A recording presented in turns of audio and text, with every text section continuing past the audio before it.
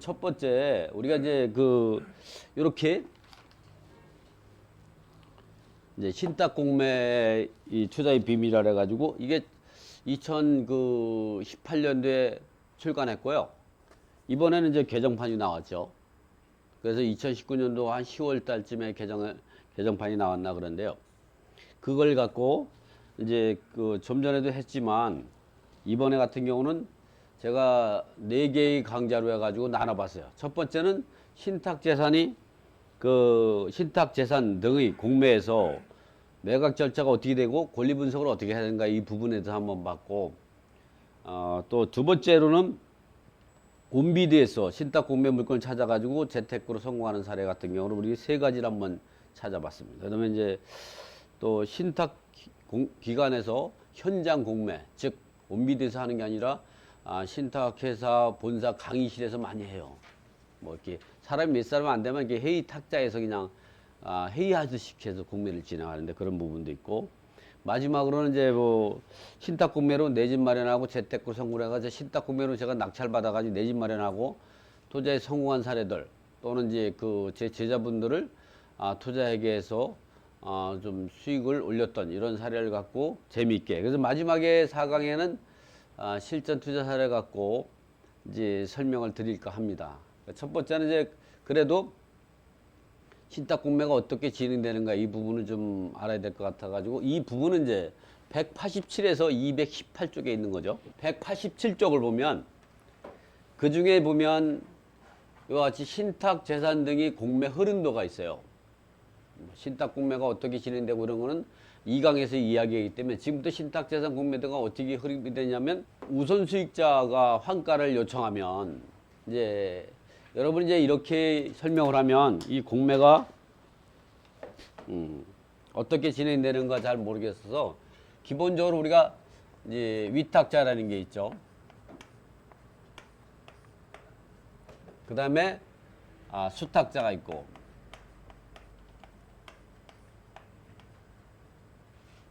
우선 수익자가 있고, 이렇게 이야기하면 좀 어렵죠. 위탁자가 뭐냐. 그러니까 위탁자는 채무자예요. 채무자 겸 수익자.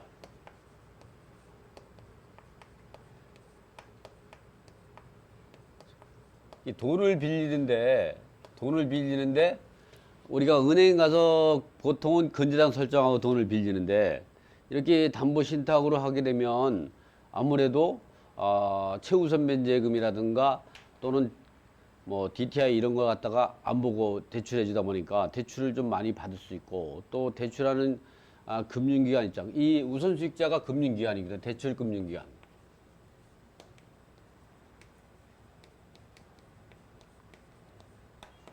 법무사협회 가서 제가 강의할 때 채무자 겸 수익자라 그러니까 왜 수익자냐 그래요. 아니 돈을 대출해주고 그거 갖고 이용하니까 수익자가 되는 건데, 그 용어를 그렇게 그냥 너무 틀에 박혀서 법무사들이. 이거는 왜냐면 우리가 돈을 대출할 때 은행에 근저당을 설정하고 돈을 대출해 주는 게 아니라 신탁 등기하고 대출해 주는 거예요. 지금 이야기하는 거는 그 신탁 공매 중에서 담보 신탁만 좀 간단히 설명을 드리고, 아까 같이 좀 전에 절차를 갖고 설명을 드리려고 해요. 우선수익자가 환가를 요구한다 그러니까 갑자기 뜬금없이 그런 내용이 나오니까 이해가 안 돼. 그래서 제가 요 내용을 어떻게 하면 이제 위탁자가 돈을 빌리려고 그랬는데 은행을 갔더니 건재당을 설정하고 돈을 대출해 줬더니 대출금이 대출 여력에서 최우선 변제금, 지금 같은 경우는 1억 천이, 서울 같은 경우는 1억 천이 할 때 3,700만 원을 갖다가 주택가액의 2분의 1 또는 상가가액의 2분의 1 부분을 공제하고 배당을 받게 되기 때문에, 1수지로 배당받기 때문에, 그런 걸 이제 때문에 대출할 때도 은행에서도 미리 그러한 최우선 변제금을 공제하죠. 그걸 옛날에 말로 따지면 반공제라고 하죠. 반공제. 대출을 이제 은행을 갔더니, 여기는 이제 금융기관이에요. 갔더니 가가지고 돈을 대출을 받으라고 찾아갔더니 이 금융기관에서는, 이 금융이 예를 들어서 새마을 금고라고 해보죠. 금고에서 뭐라냐면 그렇게 해서는 담보 가치가 한 10억밖에 안 되기 때문에 그냥 그렇게 하다 보면 한 이제 6억밖에 대출이 안 된다. 이렇게 60%밖에 안 된다. 그런 나는 이제 대출을 받는 게 한 7억 정도 받고 싶은데 어떤 방법이 없냐 했더니 그러면 신탁 등기하고 담보 신탁으로 대출을 받는 방법이 있습니다. 아, 그런 방법이 있습니까? 그래가지고 그러면 이제 그렇게 하겠다 그래가지고 대출을 약정으로 그러면 이제 그 이 금융기관하고 약정한 이 수탁자는 신탁회사예요. 회사와 부동산 담보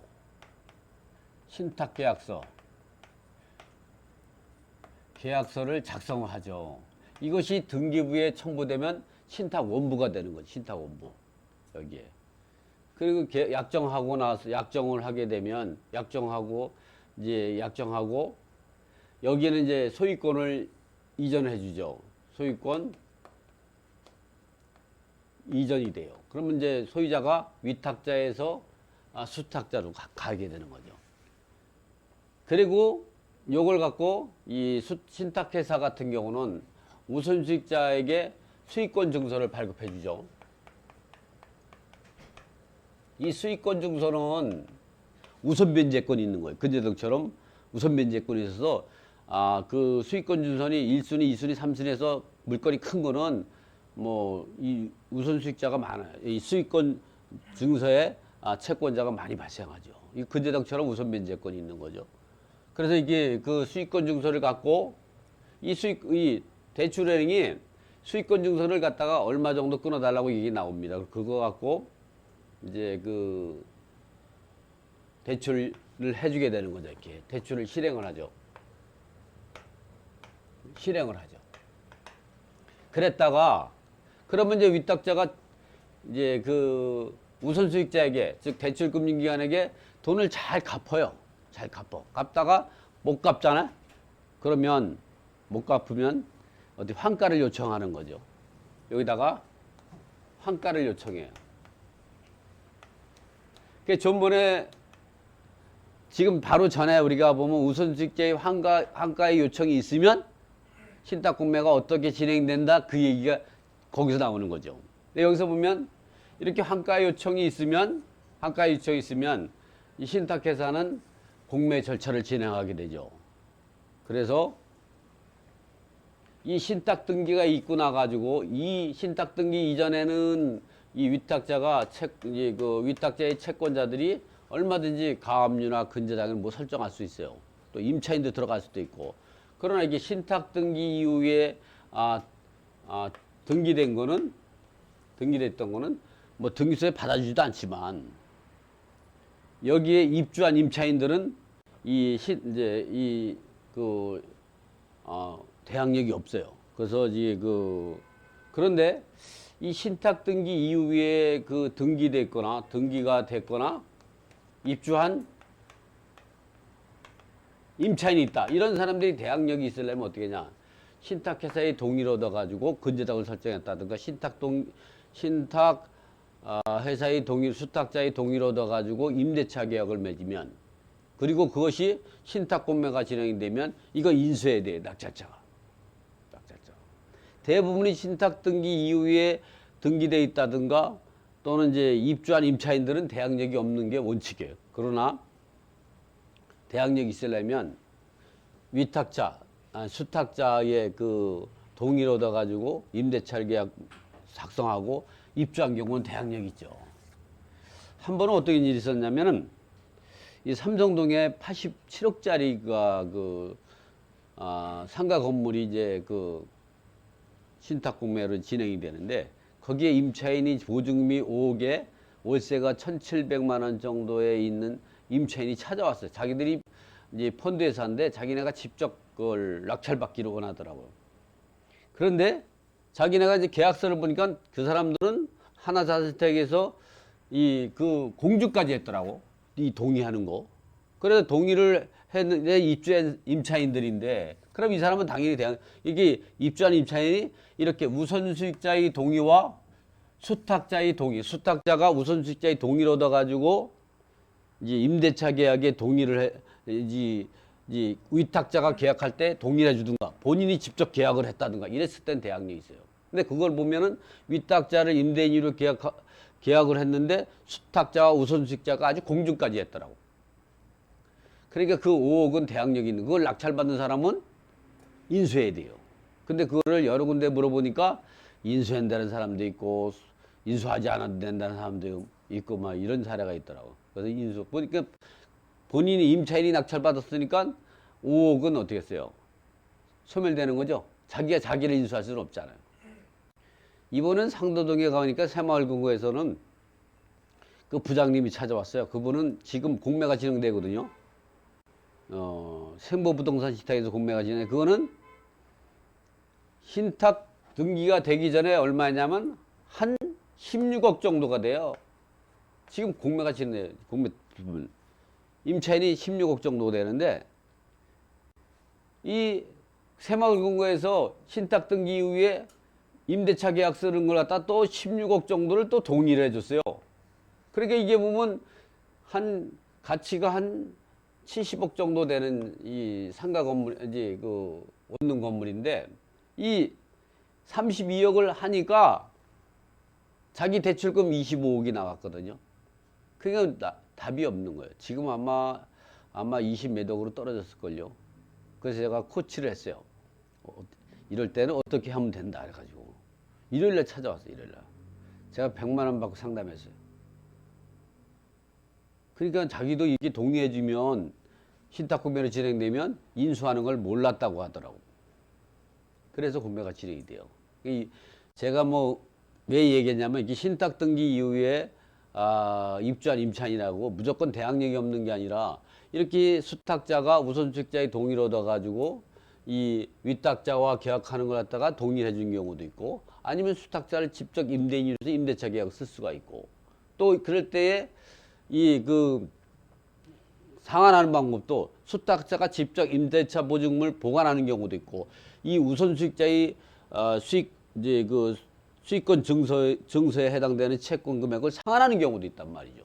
뭐 그건 이제 책에 다 있으니까 그 정도는 하고 어쨌든 이렇게 해서 우선수익자가 수탁자에게 환가를 요청하면 이제 그리고 이 책에 나와 있는 대로 이제 그 다음 순서가 하는 거죠.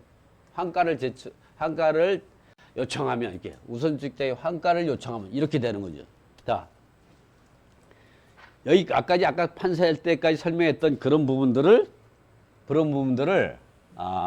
다음에 세무를 상환하지 않고 이자를 납부하지 않고 세무를 상환하지 않고 이러니까 우선수익자의 얘가 그 수탁자 즉 신탁회사한테 환가를 요청하는 거죠. 그러니까 위탁자는 채무자가 대출금 변제를 이행하지 아니하는 경우는 우선수익자 즉 대출금융기관에다가 환가를 요청하게 된다. 그러면 이 감정평가를 통해서 이 감정평가 금액을 가지고 최초 매각 예정을 구하는데 이 반드시 감정평가 금액을 갖고 최초 매각 예정 금액을 정하라는 법은 없어요. 법원 경매도 마찬가지. 과거 같은 경우 법원 경매 같은 경우도요. 처음에 시작할 때 이 법작가라고 하죠. 매각 금액을 지금은 법작가라는 표현을 안 쓰는데 그때 110% 120% 해서 매각 절차 진행했던 시절도 있어요. 과거에. 지금은 감정평가 금액을 갖고 기준을 하지만 근데 이 신탁회사 같은 경우는 이렇게 감정평가 금액의 110% 120%를 업해서 매각 절차를 진행하기도 하고 제가 보기에는 한 절반은 그렇게 하고 절반은 그냥 감정평가 금액 갖고 진행하기도 하고 그래요. 근데 그게 왜 이렇게 감정평가 금액보다 높은 가격으로 매각 절차를 진행하느냐? 그것도 하루에 뭐 2번 이상 이 매각 절차를 진행하기도 하고 하루에 5번씩 진행하기도 해요. KB 부동산 신탁 같은 경우는. 그러면 하루면 반값 떨어지는 거예요. 근데 너무 낮은 감정가 가격을 갖고 매각 절차 진행하면 위탁자 겸 소유자가 매각 절차에 이의를 제기할 수 있죠. 그러나 감정가보다 110% 120% 갖고 진행해가지고 진행하게 되면 거기에 대한 정당성을 가질 수가 있는 거죠. 신탁회사. 그러니까 대부분 이런 경우를 많이 하고 있어요. 그러니까 그런 부분들은 의미가 없어요. 왜냐면 뭐 하루에 몇 번씩 저감해서 매각 절차를 진행하니까 그 감정가보다 높은 가격으로 매각 절차 진행한다 그래서 여러분이 저렴하게 이제 그 공매로 신탁 공매로 낙찰받는데 전혀 시장이 없다. 그런데 사소한데 목숨을 걸 필요 없는 거예요. 그런 질문을 제일 많이 받아요. 왜 감정가보다 더 높은 가격 매각철 진행하느냐. 다 신탁회사 같은 경우도 신탁 공매를 진행할 때 수탁자가 신탁회사라 그랬죠? 공매를 진행할 때도 그런 문제점이 있는 거예요. 자, 그래가지고 일간신문에 공고를 하게 되죠. 그 다음에 뭐 반드시 하는 건 아니지만 어쨌든 그리고 매각을 실시하죠. 이 매각은 어떻게 하냐? 이 공매 방법으로 공매 집행기간에 따라 한국자산관리소 온비드에다가 입찰 절차를 진행하는 인터넷 공매가 있어요. 온비드 인터넷 공매죠, 이게. 바로지. 그리고 제가 뭐 하나 또 선전 좀 하나 하고 가야지, 이게. 어차피 뭐 이게 다 이게 바로 온비드 공매 투자의 비율에 보면 신탁 공매를 이게 온비드에서 매각 절차를 진행하는 거죠. 그거 있는가 하면 신탁회사 본사 이제 그 회의실에서 입찰 절차를 진행하는 공매가 있는데 보통 뭐 법원 경매처럼 진행한다고 보면 되는데 법원 경매는 수십 건을 갖다가 하루에 진행돼서 입찰자가 뭐 200명, 300명씩 모이죠. 어떤 데 보면요. 근데 여기는 보면 물건을 한 개 정도, 많으면 뭐 서너 개 정도 하고 뭐 서너 개라고 다 입찰 들어올 수가 없는 거니까 사람들이 몇 사람 없어요. 제가 한 20년 전인가 그 한국 토지신탁에 그 논현동에 있는 빌라를 입찰 들어가려고 갔더니만 딱 5명이 왔더라고. 5명이 다 아는 사람이에요. 그리고 양보도 해주더라고. 제가 커피를 사주니까 4사람은 양보를 해주더라고. 이제 그 내막은 여러분이 지금은 그런 거 없어요. 근데 지금도 간혹 보면 아시는 분들 있으면 양보도 좀 해주고 그러는데 지금 얘기한 거는 웃자고 얘기하는 거니까 이 정확한 거. 지금은 이제 그런 사례고 옛날에는 호랑이가 담배 피던 시절이었어요. 지금은 그렇지 않아요. 과거 지금 잠깐 제가 이 말씀드린 거는 그냥 한번 재미삼아 이 말씀드린 거니까 나중에 또 그거하고 이제 그 이의를 제기하면 안 돼요. 농담으로 말씀드린 겁니다.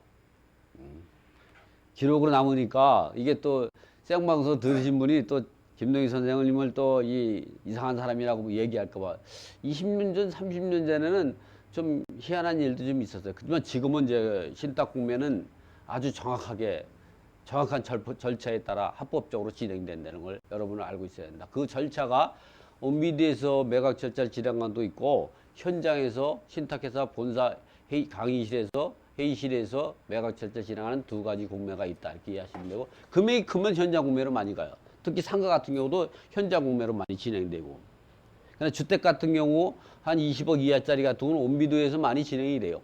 온비드가.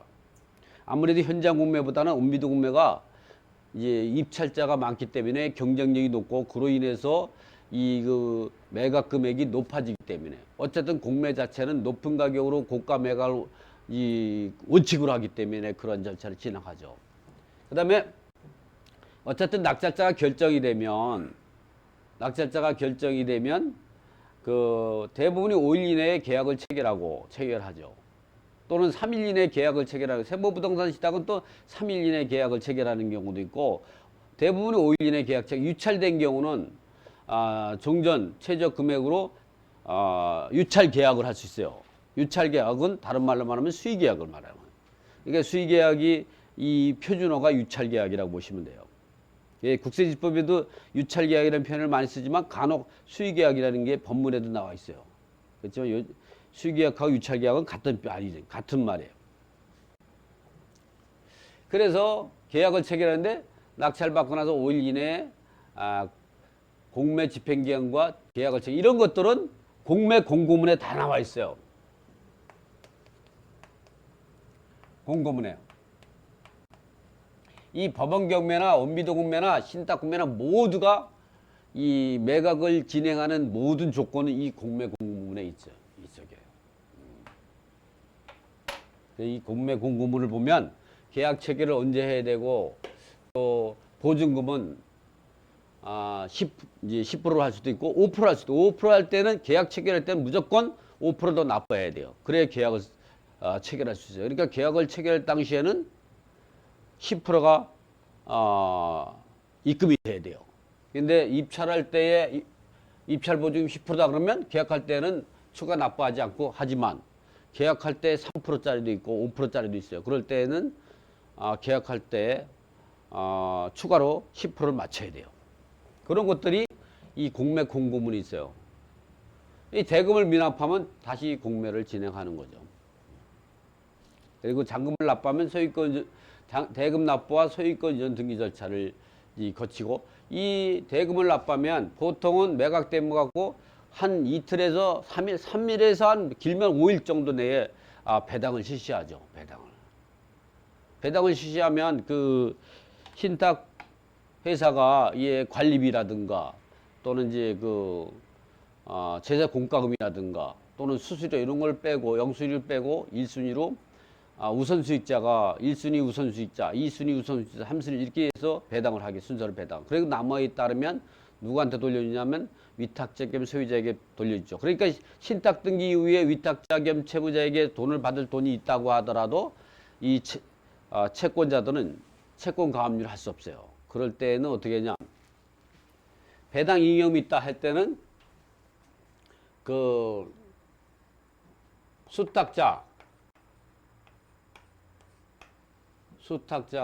배당 이익을 갖다가 그 위탁자에게 배당할 때 이 소유권 이전 등기 청구권 채권 가압류를 해요.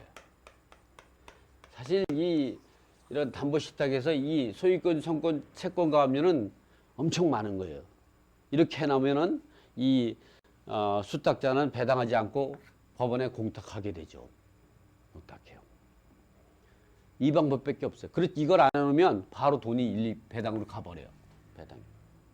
시간이 많지 않아요. 이런 거 할 때는 이제 그 임박해서 하는 게 아니라 미리 해야 돼요. 왜냐면 가압류 하려면 이 가압류 결정문이 나가지고 그게 송달이 돼야 되거든요.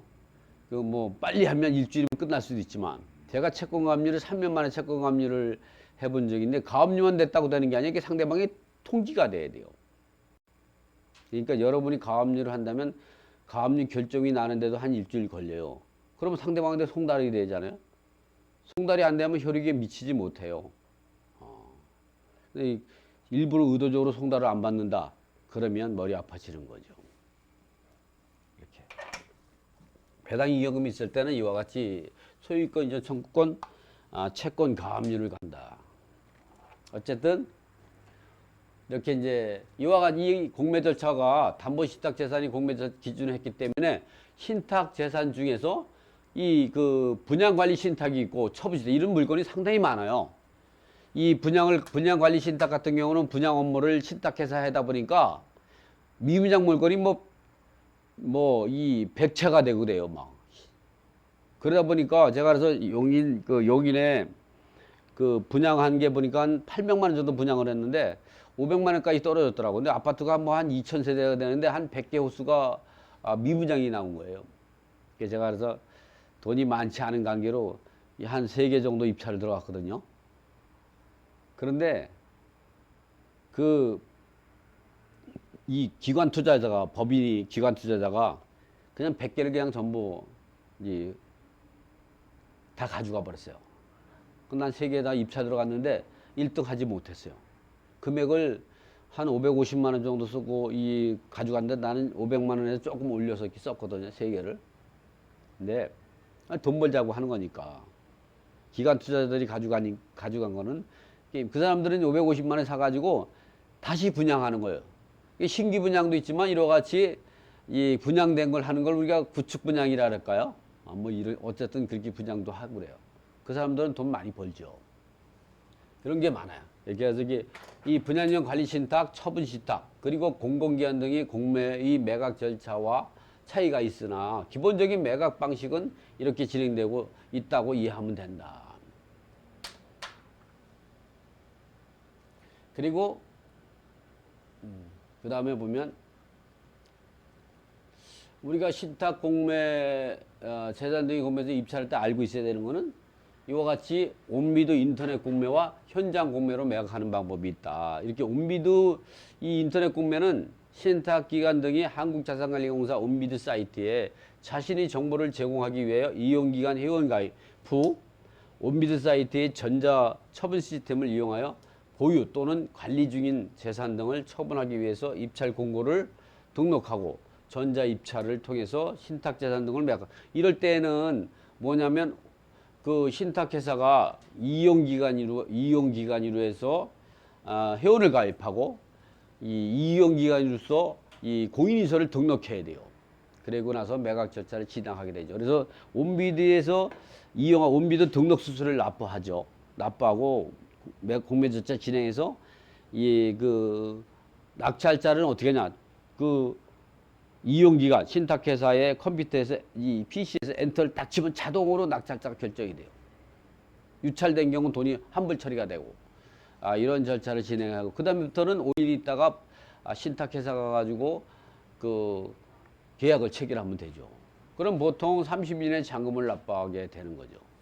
또 잔금을 이제 납부할 때 미납하고 할 때는 이제 좀 미리 가서 양해를 구하면 지연 이자를 납부하고 잔금 납부 기한을 연기해 주기도 해요. 그럴 때는 계약서를 다시 써야 돼요. 네, 이런 방법으로 진행한다. 그래서 내가 돈이 부족해서 납부를 못했다. 그런데 그래서 가지고 입찰 보증은 포기하지 말고 한번 찾아가서 연기를 신청을 하면 대부분이 받아줘요. 대부분이. 이 신탁회사에서 안 받아주는 그 신탁회사가 좀 드물어요. 가끔 보면 그래서 그럴 때는 미리 한 임박해서 한 일주일 전에 좀 사정을 하게 되면 지연이자를 납부하고 한 열흘에서 보름 정도는 또 잘만 하면 한 달까지 연기할 수도 있죠. 근데 그거는 신탁회사의 마음이요. 해주든 안 하든.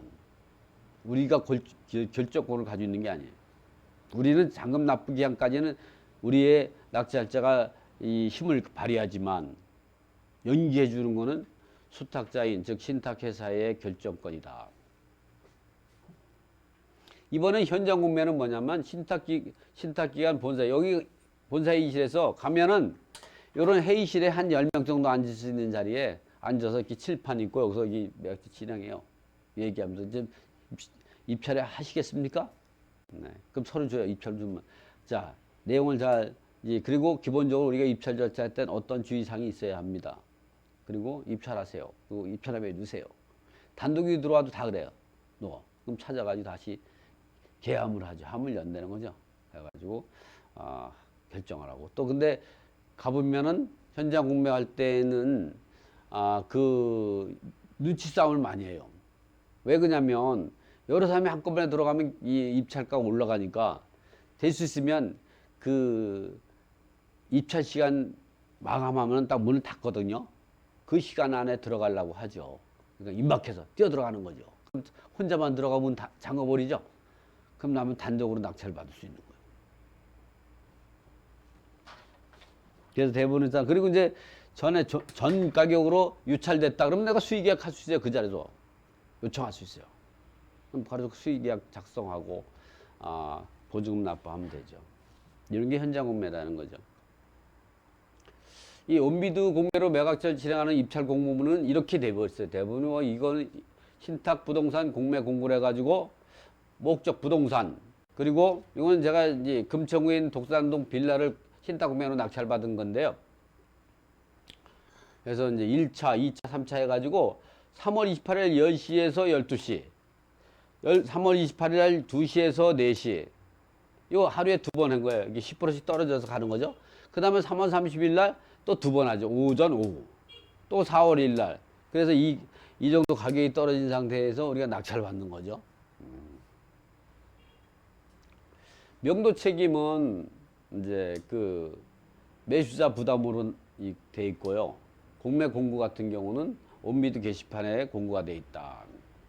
공매 방법 또는 입찰 보증금. 입찰 보증금 10% 이상의 인터넷 입찰 마감 시간 전까지 온비드의 지정 계좌로 입금하여야 한다. 토지거래 허가 대상이다. 이 토지거래 신탁 공매는 토지거래 허가를 반드시 받아야 돼요. 근데 그 토지거래 허가는 신탁회사에서 이 그 서류 제출하면 해주기 때문에 이 토지거래 허가를 안 해주는 건 한 번도 못 봤어요. 다 해줘요. 안 해줄 이유가 없죠. 이런 거는. 그러나 법원 경매나 암지상 공매 같은 경우는 토지거래 허가를 대상에서 면제해요. 면제. 그러나 신탁회사라든가 일반 매매라든가 또 이런 모든 또 이 국유재산 공매라든가 고정재산 공매라든가 수탁재산 공매 이런 이용기한 재산 공매 이런 것들은 다 이 토지거래 허가를 받아야 돼. 이 토지거래 허가를 받지 못하면 소유권을 취득하지 못해요. 매매계획이 이 교획이 효력이 발생하지 못해요. 그럴 때는 이 받지 못할 때는 매매계약은 무효로 하고 입찰보증은 반환하기로 한다. 이런 것들이 항상 여기 있어요. 그리고 계약 체결 및 대금 납부 방법이 있죠. 계약금은 매매대금 10%, 계약 체결 시 그리고 입찰보증금을 대차한다. 이 잔금은 90%, 계약 체결부 30일 나오죠. 이런 등등의 내용들이 이렇게 기재가 돼 있어요. 기타 사항. 그리고 안내사항에 보면 이런 내용들이 기재되어 있고 낙찰자는 낙찰일 이후 5일 이내에 본사를 방문해서 매매계약을 체결해야 한다. 그리고 중요한 내용들이 있다면 이런 내용들을 봐가지고 현장에 가가지고 또 그 내부도 확인할 분들이 있으면 이렇게 상의해서 확인도 할 수 있고 이건 대한토지신탁에서의 공매 공부문 중에서 내가 중요한 부분만 발췌했죠. 현장 공매로 공매 절차가 진행되는 건 신탁 공매 부동산 공매 공고는 이와 같이 나와요. 비슷하지 상관은 상가죠. 뭐 내용은 대동소이해요. 현장에서 공매가 진행된다는 거고. 그 다음에 이제 감정평가 금액을 최초 매각 예정 금액을 정하고 신탁기간 등의 온비드에서 입찰하는 방법, 이 본인이 입찰하는 경우 대리 입찰하는 방법 이런 것들이 있고 입찰 보증금 또는 이제 그 온비드 입찰 절차 진행하는데 인터넷 공매는 기간 입찰로 일정한 시간 또는 일정한 기간 내에 입찰해야 한다. 뭐 이런 부분들이 등도 있고 이런 절차로 갖고 이제 공매가 진행되고 이제 현장 공매도 이와 비슷한 방법으로 매각 절차가 진행이 됩니다. 유찰될 때 낙찰자가 없어서 유찰될 때는 수의계약도 해결할 수가 있는 거죠. 그래서 낙찰자 결정, 그 다음에 계약 체결과 계약보증금 처리, 그 다음에 이제 부동산 실거래 신고와 잔금 납부 후 소유권 이전 방법 이런 부분들이 나오는데 여기에 보면 부동산 실거래 신고 대상이 아닌 거는 국토해양고시 2009-719를 보면 법원 경매로 취득하는 경우 이 체납, 압류 재산 공매로 취득하는 경우 이럴 때에는 부동산 실거래 대상에서 면제 사유가 되는 거죠. 그러나 압류 재산 매각 이외에 국유재산 공매나 수탁재산이라든가 또는 신탁재산 공매 같은 경우는 모두가 다 실거래 신고를 계약 체결부터 60일. 지금은 이제 조정대상 지역 같은 30일 이내로 이제 당겨졌죠. 2월 13일부터. 13일인가 2월 17일부터 바뀌어졌어요. 이렇게 이제 보면 우리가 여기 되고 이제 신탁 재산 등의 공매에서 권리 분석은 어떻게 해야 되는가? 이 권리 분석은 이렇게 생각하시면 돼요. 여기 책을 보기 전에 이것도 보면 하다 보니까 시간이 한 30분에 이 마감을 하려는데 시간이 좀 가네요. 이제 권리 분석은 이렇게 하시면 돼요. 그럼 이제 경매나 공매에서 권리 분석은 이 두 가지 방식으로 해요. 이 매각 결정 방식으로 하는 경우가 있고 계약 체결 방식으로 하는 게 두 가지가 있어요. 이렇게 법원 경매와 이 한국자산관리소서 매각 절차 진행하는 압류재산 공매. 이 압류재산 공매는 세금을 체납했다든가 국세 체납 또는 지방세 체납 또 그 4대 공과금을 체납했을 때에 그 기관이 이 세무서장이라든가 또는 시군구청장 또는 이제 공과금 기한장 등이 체납제 재산을 압류하고 한국자산관리공사에 공매 대행을 의뢰하는 걸 압류재산 공매라고 하죠. 그런 경우는 국세지법에 의해서 매각 절차 진행돼서 이런 경우는 매각 결정 방식으로 해요. 우리나라에는 매각 결정 방식으로 이 그 계약 체결이 효력이 발생하는 이거 두 개밖에 없어요. 이런 경우는 소멸주의를 간다. 이 소멸주의가 뭐냐? 여러분 소멸주의가 뭘까요? 이 경매나 이 암산할 때 말소 기준권 이후의 권리를 소멸시킨다. 그러면 선순위 채권을 갖다가 처분 이 효력이 미치고 그 이후에 그 말소를 시키지 않으면 선순위 채권의 채권을 갖다가 해소하는데 어려움을 하기 때문에 그런 걸 보호하기 위해서 이게 말소 기준 권리라는 개념은 법에 있는 용어가 아니에요. 말소 기준은 그 등기부에 가장 먼저 등기되어 있는 근저당이나 가압류, 압류 또는 담보가등이라든가 또는 예외적으로 집합건물 전세권자가 직접 공매를 진행했다든가 경매를 진행했다든가 또는 제3자의 경매나 공매 절차에 배당 요구하면 이 말소 기준이 될 수 있고 그런 것이 없을 때는 강제 경매가 되는 거는 그 선순위 근저당으로 설정됐을 때 그 선순위 채권자 이후의 권리 같은 경우는 선순위 채권을 보호하기 위해서 후순위 채권을 소멸하는 거죠. 그래서 이런 경우는 이래서 이런 소멸주의는 이 말소 기준 권리예요. 기준 권리 이후의 권리들을 소멸시키는 거고 앞에는 인수가 되는 거죠.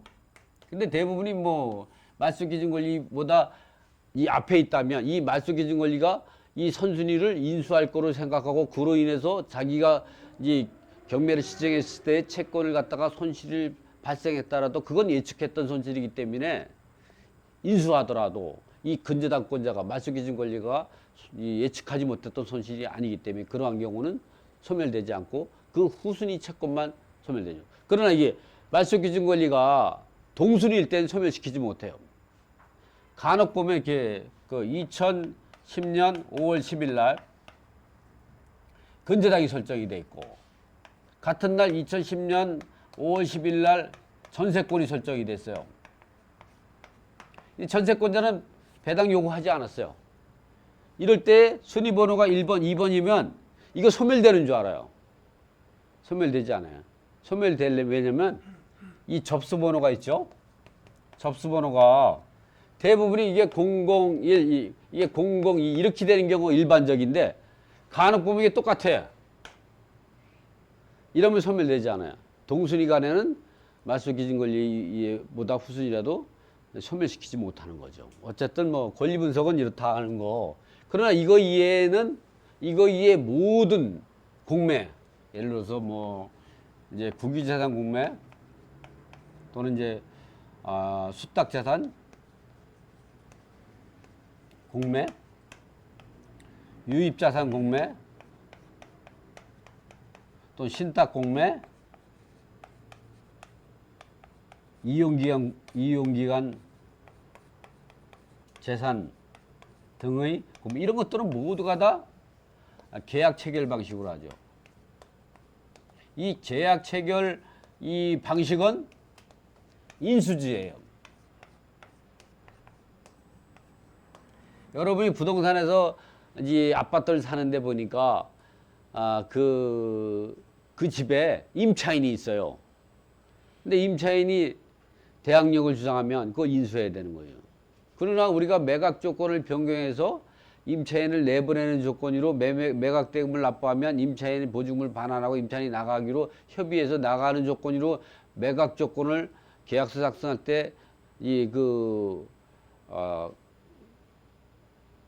매각 조건을 넣어가지고 특약사항란에 넣어가지고 계약서를 작성할 수도 있죠. 그럴 때는 인수하지 않고 소멸되지만 대부분 이제 신탁 등기 이전에 근저당이라든가 이전에 있는 입주한 임차인 등은 원칙적으로 인수하는 거예요.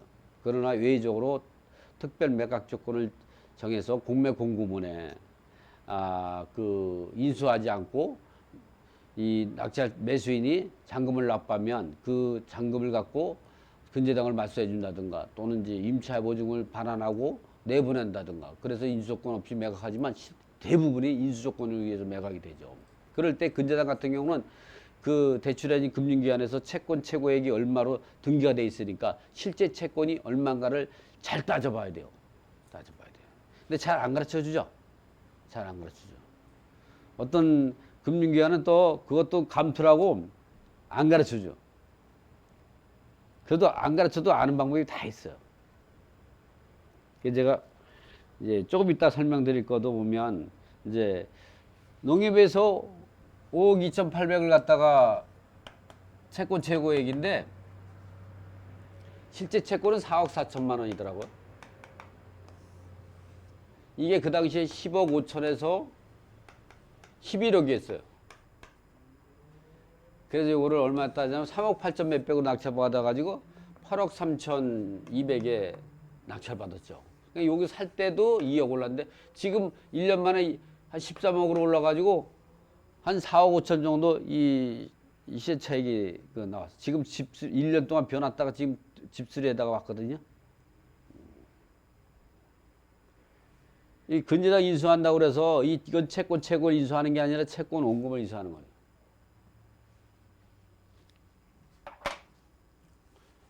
자, 이렇게 이제 분석을 하고 되는데 이번에 또 뭐냐면은 그러면 인수금액을 갖다 할 때 그러면 이 인수지위를 따지는 경우는 말소 기준 권리가 없어요. 그렇기 때문에 기본적으로 다 인수해야 돼. 그렇다고 하더라도 이 신탁 공매에서는 말소 기준 권리 유사한 지위에 있는 게 있어요. 그게 뭐냐면 이와 같은 거죠. 신탁 등기 시점으로 볼 수가 있죠. 이 부분은 이제 책에 설명을 해놨으니까 책을 보고 이제 설명을 드려보죠. 자, 여기 넘어가시면 이렇게 신탁재산에서 인수질환 이런 설명을 지금 판서에서 이 설명을 드린 거죠. 자, 신탁공매에서 말소기준권과 유사한 권리가 있다. 그래서 이러한 그림이 있죠. 제가 이걸 그리려고 하다가 여기 책에 있는 걸 갖고 설명을 드리려고 한 거죠. 신탁등기가 말소기준권리와 유사해요. 그렇지만 이건 말소기준권리는 아니에요. 신탁등기 이후에 이 압류나 또는 이제 가압류나 근저당은 설정할 수 없어요. 근데 그걸 하려면 그 수탁자가 동의해 줘야 돼. 수탁자가 동의를 해주겠어? 안 해주죠? 근데 신탁등기 이후에 세금이 압류를 해. 과거에는 세무서에서 압류를 엄청 했어요. 신탁등기 이후에. 다 대법원 판례에서 다 깨졌죠. 근데 신탁등기 이후에 압류한 거는 이 위탁자를 상대로 해서 부과할 세금에 대해서 압류는 할 수 없어요. 그렇지만 수탁자, 신탁등기 이후에 수탁자를 상대로 해서 고지서를 부과한 것 갖고는 압류를 할 수가 있는 거죠. 그거는 뭐 보통 신탁공매에서 이 매각대금에서 해결을 하는데 가끔 보면 또 그것도 매수인 부담으로 하는 이런 사례가 있어요. 그건 진짜 신탁해서 잘못하는 거예요. 그건 관리비에 해당되기 때문에 영순위로 부담하고 소멸시키고 매수인에게 부담시키면 안 되는 거예요. 아마 그 재판하면 신탁회사가 깨질 겁니다. 어쨌든 이렇게 됐을 때 이게 말소기준권리와 비슷해요. 기본적으로 이 이유 안에 있던 이 임차인이나 근저당은 인수해야 돼.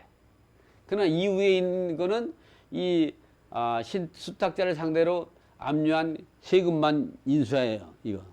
그리고 임대차라든가 이럴 때는 임대차는 이 수탁자와 이게 수탁자와 우선수익자의 동의를 얻어가지고 동의를 얻은 임차인들만 대항력이 있어. 근데 이게 해주는 누가 동의해 주겠어? 누가 동의해 줘요?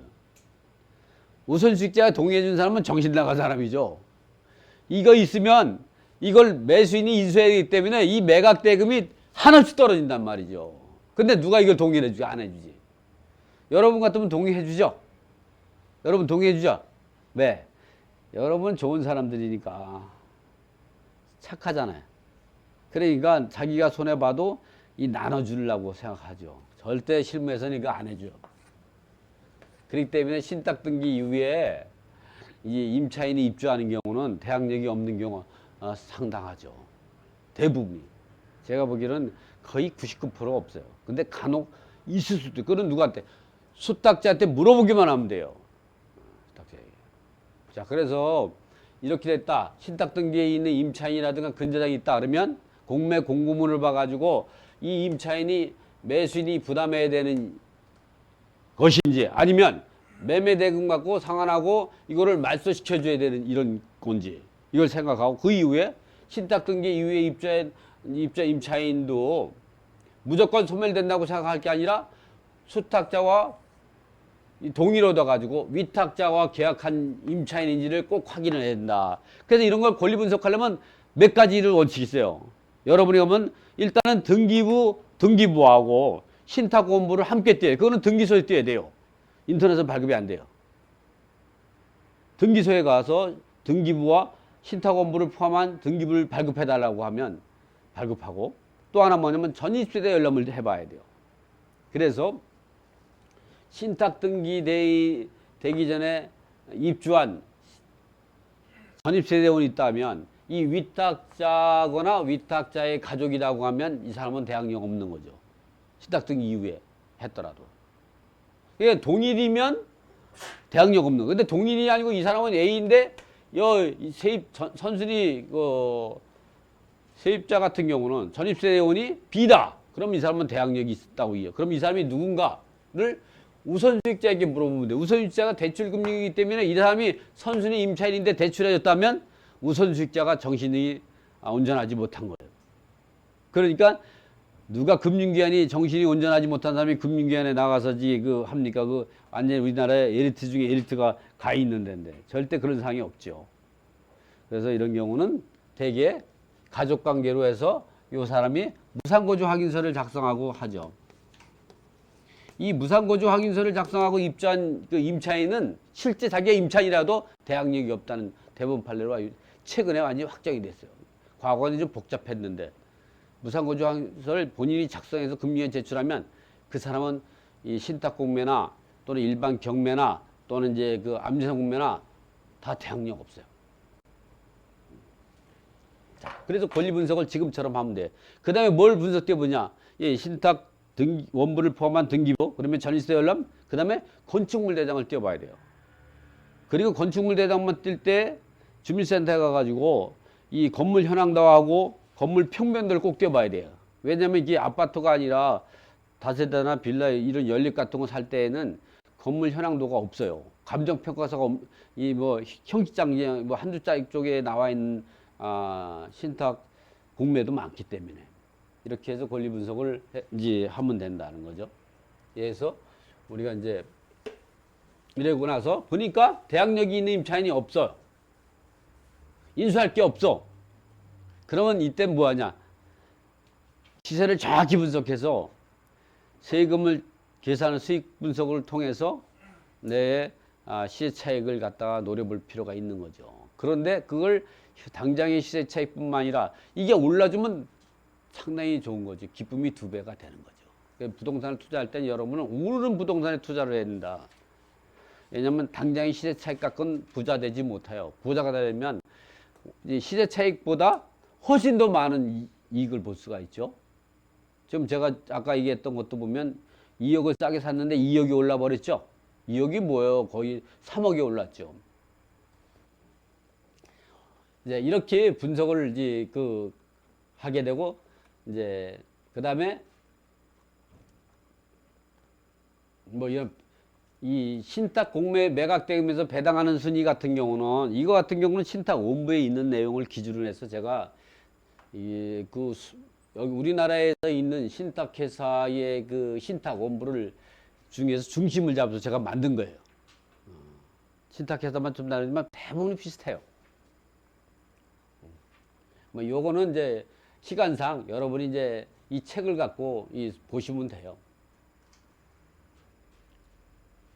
그래서 이제 신탁 등기된 주택의 임대차 계약서를 작성할 때는 이 수탁자를 임대인으로 계약서 작성하는 게 제일 중요한데, 중요한 거는 이 사람을 임대인으로 계약을 했다고 하더라도, 신탁 등기 하더라도 임대차 보증금이 우선수익자의 대출금에 상환되면 이것도 문제가 돼요. 그 보증금을 신탁 공매로 회수해야 되죠. 문제가 되죠. 그래서 첫 번째 수탁자와 계약하고 수탁자의 법인 통장 계좌에서 보관한다 그러면 그게 제일 좋아요. 그런데 이제 수탁자가 우선수익자의 임대차 보증금 받아가지고 우선수익자의 채권을 상환한다든가, 또는 위탁자를 임대인하고 수탁자 우선수익자의 계약을 해서 임대차 보증금을 지급한다든가, 이럴 때는 안전하죠. 항상 임대차 계약했을 때는 위탁자와 계약할 때는 수탁자와 우선수익자의 동의를 얻어가지고 하지 않으면 대항력 없는 임차인이에요. 임대차 보증을 날리게 되는 거죠. 예, 수탁자와 계약할 때는 수탁자를 임대인으로 계약할 때에는 수탁자가 임대인이니까 이제 보증물 떼질 영역이 없지만 보증물 수탁자의 법인 계좌에서 보관하는지 아니면 우선수익자의 채권을 상환하는지 대부분의 우선수익자의 채권을 상환하는 경우가 많죠. 그걸 알아가지고 수탁자가 법인 계좌에 보관한다. 그러면 임대차 계약을 써도 되지만 우선수익자의 채권을 상환한다. 이럴 때에는 우리가 생각을 다시 해봐야죠. 임대차 계약은 이렇게 쓰면 되고 대부분의 등기를 보면요. 이렇게 이제 소유권 이전이 되고 그리고 또 소유권 이전이 신탁 등기로 돼 있어요. 이 사람이 위탁자야. 등기부에. 이 사람이 수탁자고. 근데 이 동일인이잖아. 이렇게 됐다. 전입세를 떼보니까 이 사람이 거주하고 있어. 그러면 대항력 없는 거예요. 근데 달라. 그러면 대항력이 있을 확률이 상당히 높고 그럴 때는 우선수익자에게 그 관계를 알아보면 그 사람은 가족 관계인데 별도 독립세대로 있는 상황인데 무상거주 확인서를 작성하고 대출을 실행했기 때문에 대항력 없다. 이렇게 하면 되죠. 그걸 또 그렇게 안 가르쳐 주더라고. 어디 제가 입찰 들어가려는데 누구냐? 남편이 부동산 소유자인데 남편이 퇴거해버리면 부인은 선순위 임차인 같아버려요. 못 들어가 입찰을. 그래서 우선수익자한테 그걸 이제 누구냐 관계가 누구냐 물어봤더니 우선수익자가 뭐냐면 개인정보법에 걸린다나 뭐라나. 그러니까 당신은 개인정보법을 그런데 써먹냐 했더니 그래서 당신 거기 이제 우선수익자 있잖아요 회사에 내가 찾아갔더니 거기 기다리라 그랬어요. 삼성동에 있는데 나한테 말을 막 하는 거예요. 그래서 내가 당신은 그냥 가만 안 두겠다 말이야. 자기가 이 법무법인에서 근무했다나 해서 당신 변호사냐 했더니 변호사도 아니고 사무장으로 있었대요. 내가 사무장을 갖다가 나처럼 부르는 건 아니지만 자기가 정확한 지식을 갖지 않고 이 부부관계라든가 이렇게 배우자다 이 말만 하면 되잖아요. 나중에는 가르쳐 주더라고. 그런데 그렇게 목소리를 높이고 해니까 가르쳐 주면 그것 때문에 하루 종일 기운이 없어가지고 혼난 적이 있어요. 어쨌든 제가 입찰 들어가서 낙찰을 받았어요. 이렇게 돼 있어요. 등기부를 보면. 이건 신탁원부까지 보지 않아도 돼요. 신탁원부 안 봤는데 위탁자고 수탁자가 있는데 전입세를 때니까 이 사람이 있어. 이거는 신탁원부 안 떼봐도 돼요. 이런 경우는 대항력이라는 게 전입신고를 안 하면 대항력이 없는 거잖아. 되는 거죠. 이렇게 분석 간단하게.